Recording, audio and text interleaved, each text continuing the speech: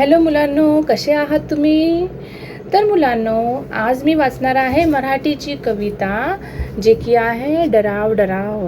तर ही वर्ग 5वीची कविता आहे मुलांनो. तर मी आधी वाचते, मग तुम्हाला समजवते. तर चलो आधी वाचूया. डराव डराव. एका वाचा. डराव डराव डराव डराव, का ओरडता उगाच राव. पत्ता तुमचा नव्हता काल, कुठून आला सांगा नाव. धोधो पाऊस पडला फार, तुडुंब भरला पहा तलाव.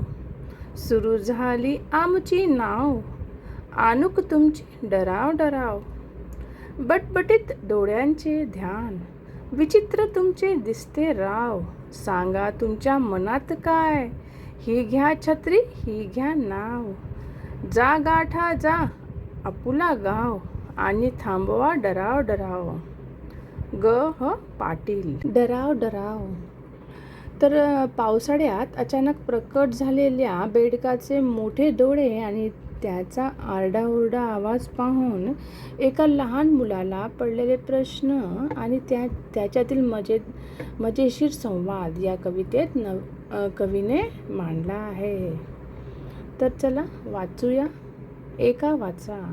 डराव डराव डराव डराव, का ओरडता उगाच राव. पत्ता तुमचा नव्हता काल, कुठून आला सांगा नाव.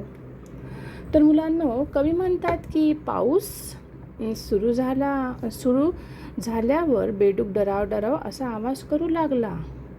तेव्हा मुलगा बेडकाला विचारतो, अहो बेडकराव, तुम्ही असे विनाकारण का ओरडता आहात?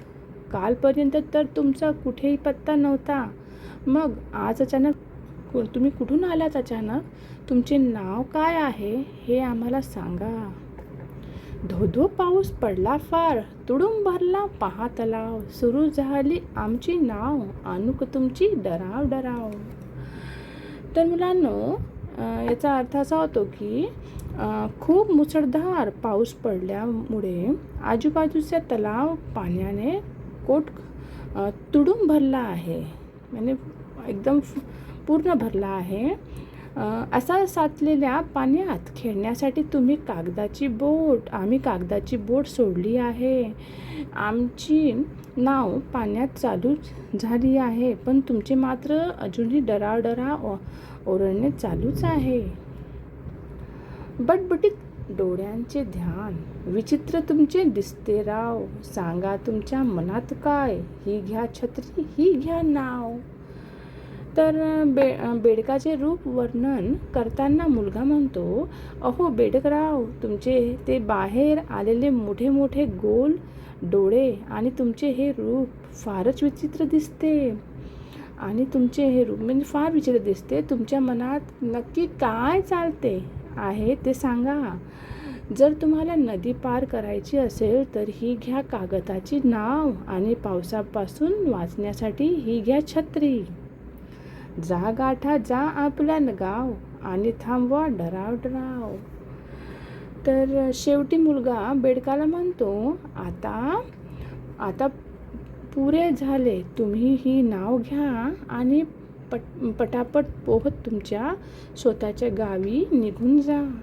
आणि कृपया तुमचे हे डराव डराव ओरडणे आता बंद करा. तर मुलांनो, तुम्हाला ही कविता कशी वाटली आणि समजली असेल बरोबर, तर लाईक करा आणि कमेंट पण करा. तर बाय बाय.